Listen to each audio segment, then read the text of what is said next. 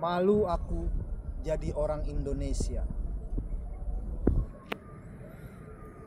Ketika di Pekalongan, SMA kelas 3 ke Wisconsin, aku dapat beasiswa. 1956 itulah tahunnya. Aku gembira jadi anak revolusi Indonesia. Negeriku baru 6 tahun terhormat diakui dunia. Terasa hebat merebut merdeka dari Belanda. Sahabat sekelasku, Thomas Stone namanya. Whitefish Bay kampung asalnya. Kagum dia pada revolusi Indonesia.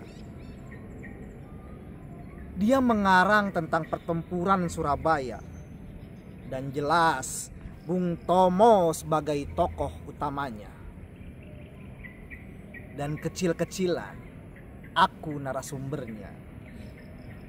Dadaku busung jadi anak Indonesia. Tom Stone akhirnya masuk West Point Academy dan mendapat PhD dari Rice University. Dia sudah pensiun perwira tinggi dari US Army. Dulu dadaku tegap bila aku berdiri. Mengapa sering benar aku merunduk kini? Langit-langit akhlak rubuh di atas negeriku berserak-serak. Hukum tak tegak doyong berderak-derak. Berjalan aku di Rexas Boulevard, Geylang Road, Lebuh Tun Rajak. Berjalan aku di Sixth Avenue, Maidan Tahrir dan Ginza. Berjalan aku di Dam, Cham Els dan Mesopotamia. Di sela halayak, aku berlindung di belakang hitam kacamata. Dan ku benamkan topi baret di kepala. Malu aku jadi orang Indonesia. Di negeriku, selingkuh birokrasi peringkatnya di dunia nomor 1. Di negeriku, sengkokol bisnis dan birokrasi berterang-terang, curang susah dicari tandingan. Di negeriku, anak lelaki, anak perempuan, kemenakan, sepupu dan cucu dimanja kuasa ayah, paman, dan kakek. Secara hancur-hancuran, seujung kuku tak perlu malu. Di negeriku, komisi pembelian alat-alat besar, alat-alat ringan, senjata, pesawat tempur, kapal selam, kedelai, terigu, dan peyem dipotong birokrasi lebih separuh masuk kantung jas safari. Di kedutaan besar, anak presiden, anak menteri, anak jenderal, anak sekjen, dan anak dirjen dilayani seperti presiden, menteri, jenderal, sekjen, dan dirjen sejati, agar orang tua mereka bersenang hati. Di negeriku, penghitungan suara pemilihan umum sangat jelas penipuan besar-besaran tanpa seujung rambut pun bersalah perasaan. Di negeriku, khotbah, surat kabar, majalah, buku, dan sandiwara yang opininya bersilang tak habis dan tak putus dilarang-larang. Di negeriku dibakar pasar pedagang jelata supaya berdiri pusat belanja modal raksasa.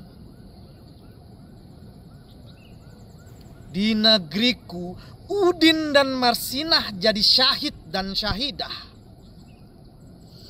Ciumlah harum aroma mereka punya jenazah.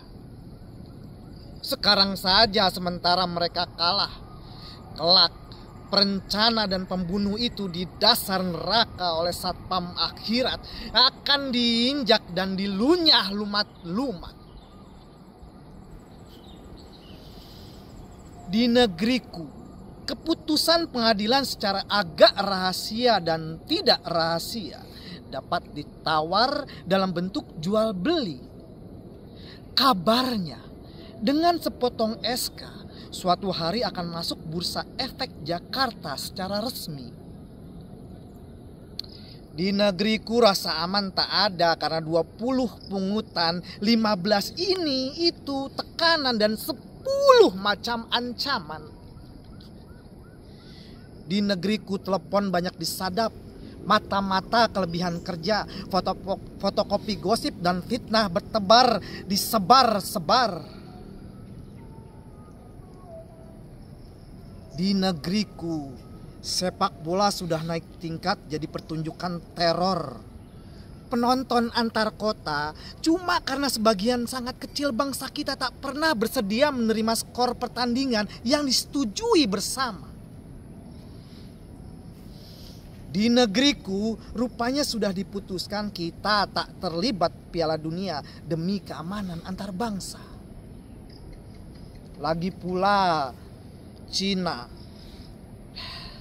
Dunia itu cuma urusan negara-negara kecil karena Cina, India, Rusia, dan kita tak turut serta. Sehingga cukuplah Indonesia jadi penonton lewat satelit saja.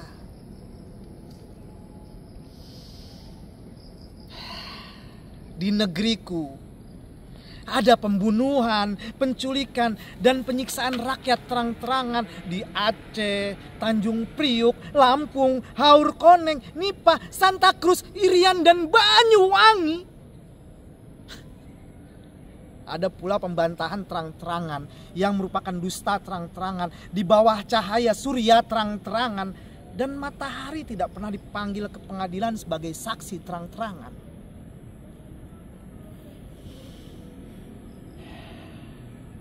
Di negeriku, budi pekerti mulia dalam kitab masih ada. Tapi dalam kehidupan sehari-hari, bagai jarum hilang menyelam di tumpukan jerami selepas menuai padi.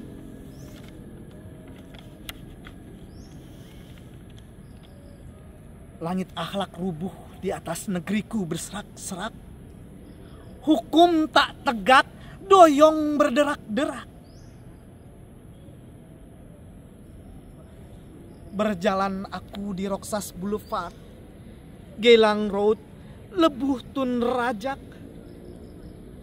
Berjalan aku di Sixth Avenue, Maidan Tahrir dan Ginza. Berjalan aku di Dam, Cham Els dan Mesopotamia. Di sela halayak aku berlindung di belakang hitam kacamata. Dan ku benamkan topi baret di kepala. Malu aku jadi orang Indonesia.